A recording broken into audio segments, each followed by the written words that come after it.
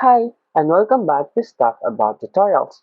In today's video, we're going to talk about on how you can resize a project in Canva. Maybe you want to resize your project on Canva so that it will fit in your desire. Check the video description and I'll try to leave the written instructions.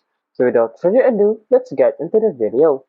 First, simply open your Canva application. And then now, simply select the project that you want to resize.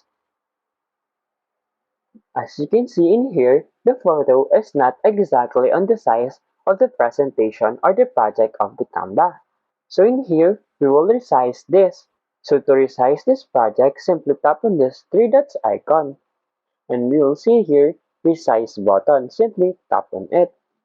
As you can see in here, you can customize your size or you can choose on these options below. For this example, I will choose this Instagram post. After that, you have the option to copy and resize or just simply resize it. For this example, I will just simply resize it. And now, as you can see, we just resized the project on Canva.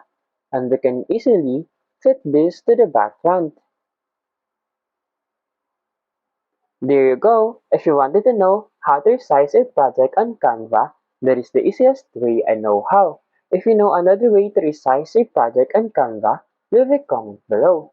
Be sure to subscribe for more videos.